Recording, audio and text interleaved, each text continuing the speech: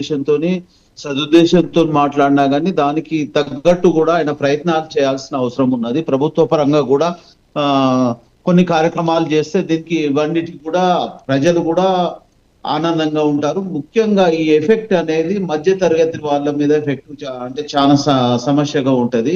ఉన్నత వర్గాల వారికి అయితే ధనికులకు వాళ్ళు ఏ రకంగా ఉన్నా ఏది లేకున్నా నడుస్తది. కానీ మధ్య తరగతి వాళ్ళకు రోజువారీగా అనుకోండి, ఇప్పుడు కొన్ని శుభకార్యాలు జరిగినప్పుడు వాళ్ళ దగ్గర ఏం స్టాక్ ఉండదు. కంపల్సరీ ఎంతో అంతో బంగారం తీసుకోవాల్సిన పరిస్థితి ఉంటది. దాన్ని మనం పూర్తిగా తీసేయాలంటే కూడా కాదు. దాని మీద ట్యాక్స్ వేస్తారా, మరి ఏం రకంగా చేస్తారా అనే రకంగా చూసుకుంటే బాగుంటది. కానీ ఒక సూచనలు మాత్రం పెద్దలుగా ఇచ్చిన దానికి ధన్యవాదాలు తెలుపుకుంటూ, ఇంకో ముఖ్యంగా ఏంటంటే ప్రతి ఒక్కరికి కూడా ఆ ప్రతి మనకి ఎంత పిండి ఉంటో అంత పిండి కొద్ది రొట్టె అన్నట్టు మనం ఆర్థికంగా ఏ రకంగా ఉంటున్నో ఆ రకంగానే మనం అన్ని కార్యక్రమాలు చేసుకుంటుంటాము. కానీ కొన్నిట్లో మనము కొన్ని మార్పులు చేర్పులు తీసుకొస్తే బాగుంటది. దాంట్లో ముఖ్యంగా ప్రభుత్వ పరంగానే తీసుకొస్తే బాగుంటది. వాళ్ళు చేసే ఈ ఇప్పుడు ర్యాలీలు అనుకోండి, వాళ్ళ ప్రోటోకాల్ ప్రకారం ఎన్నో వెహికల్స్ పెడుతున్నారు. వీటిని ముందు తగ్గించుకొని దాని నుంచి వాళ్ళు కార్యక్రమాన్ని స్టార్ట్ చేసుకుంటే అది ఒకటి బాగుంటది. పెట్రోల్ డీజిల్ అనుకోండి, వాళ్ళ ఖర్చులు, విదేశీ పర్యటన అనుకోండి, దేశంలో కూడా వాళ్ళు విపరీతంగా అంటే ఎంపీలకు ఎమ్మెల్యేల ట్రావెలింగ్స్ కూడా కొద్దిగా తగ్గించుకుంటే బాగుంటది. దాంతో పాటు వాళ్ళు విమాన ట్రావెల్స్ చేసే దానికి ఆయిల్స్ అవి ఎక్కువ, పెట్రోల్ డీజిల్ ఎక్కువ ఉంటది కాబట్టి మామూలుగా వాళ్ళు ట్రైన్ సౌకర్యంగా కూడా ఉంటది.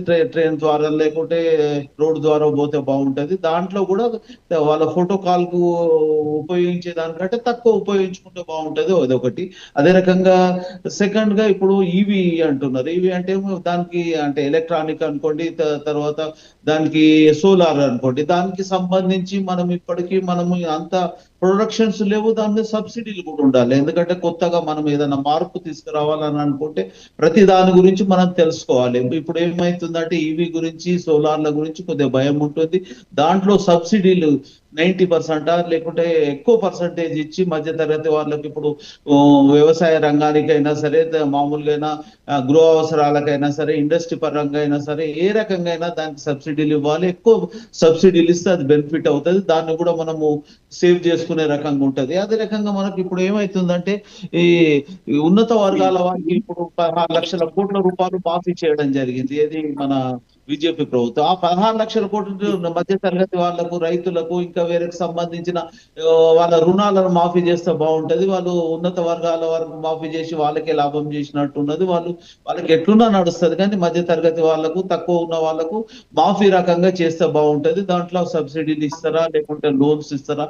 లోన్స్ లో కూడా మాఫీ చేసే రకంగా ఉండేసి రైతులకు అనుకోండి, చిన్న చిన్న పరిశ్రమలకు చేసే రకంగా, ఉన్నత వర్గాలు అంటే అదాని అంబానీ వాళ్ళకు వేల కోట్లకు ధనికుడు పూర్తి ధనికుడు అవుతుంది, బీదవాడు పూర్తిగా అట్టడుగా అవుతుంది. ఇంతకు ముందు అట్లనే కార్పొరేట్ ట్యాక్స్ అనేది ఉంటుంది. కార్పొరేట్ ట్యాక్స్ అంటే ఉన్నత వర్గాలకు ఆ పన్ను ఉంటుండే 35% అబో ఉంటుండే. దాన్ని తగ్గించారు, 28-29% వచ్చింది. ఆ పన్నులను కూడా ఉన్నత వర్గాల వరకు ట్యాక్స్ ఎక్కువేసి ఈ మామూలుగా మధ్య తరగతి వారికి, లో వాళ్ళకు కొన్ని ట్యాక్స్ ఎక్కువ లేకుండా చేసుకుంటే ఉన్నత తక్కువ వాళ్ళు మీదికి వస్తే అంటే ఒక రకంగా డెవలప్ అవుతుంటారు. ట్యాక్స్ కట్టే వాళ్ళు కూడా మేము కడతామని కూడా కొన్ని సందర్భాలలో మాట్లాడడం జరిగింది ఉన్నత వర్గాల వాళ్ళు. దాన్ని చేసుకుంటే బాగుంటది. అదే రకంగా వర్క్ ఫ్రమ్ హోమ్ చేసుకుంటే మనకి ఈ రోజు ఒక న్యూస్ వచ్చింది. మామూలుగా వర్క్ ఫ్రమ్ ఇంటి నుంచి పని చేసుకుంటే ఎన్నో రకాల అంటే కంపెనీలకు ఛాయిస్ ఇచ్చేసుకొని మనము ఆఫీస్ కు పోయి చేసే పని ఇంటి నుంచి చేసి అన్ని కంపెనీలకు అంటే ఇండస్ట్రీ వాళ్ళకు, సాఫ్ట్వేర్ వాళ్ళకు కూడా ఛాయిస్ ఇచ్చి వాళ్ళకి చెప్తే, ప్రభుత్వ పరంగా చెప్తే వాళ్ళు ఎన్నో రకాలుగా రోజువారీగా కూడా చెప్పుకుంటే అంటే ఓన్లీ హైదరాబాద్ లో ఈ రోజు వచ్చిన న్యూస్ ప్రకారం చూసుకుంటే వేల కోట్లు అంటే 100 కోట్ల కంటే ఎక్కువ మనకు బెనిఫిట్ అవుతుంది. రోజువారీ కూడా డీజిల్ అనుకోండి, పెట్రోల్ అనుకోండి, వేరే ఇంకేదైనా కానీ ట్రావెలింగ్ లో ఎన్నో రకాలుగా జరిగే ఆయిల్ ను కూడా మనం సేవ్ చేసుకుని అంటే హోమ్ అంటే ఇంటి నుంచే చేసుకుంటే బాగుంటది. వర్క్ ఫ్రమ్ హోమ్ దాని గురించి ఇండస్ట్రీ వాళ్ళకు ప్రతి ఒక్కరికి కూడా అంటే సాఫ్ట్వేర్ ఎంత వరకు చేస్తుంటే అంతవరకు, ఇంతకుముందు మనం కరోనాలో ఎట్లా ఉపయోగించినామో ఆ రకంగా చేసుకుంటే బాగుంటదండి. అదే రకంగా ఇప్పుడు ప్రతి విషయంలో కూడా మనం ఏంటంటే ఇక్కడ ఇబ్బంది జరిగేది అనేది ఓన్లీ రైట్. మధ్య తరగతి వాళ్ళకి జరుగుతుంది. టూరిజం గురించి మాట్లాడుకుంటే టూరిజాన్ని కూడా మనము వేరే దేశాలకు ఎందుకు పోతున్నారంటే ఇక్కడ లేదు అక్కడ స్పెషల్‌గా ఉంటారు. అంటే అక్కడి ప సౌకర్యాలను అక్కడికి సంబంధించిన ఏవైనా గాని మన ఇండియాలో డెవలప్‌మెంట్ చేయాలి.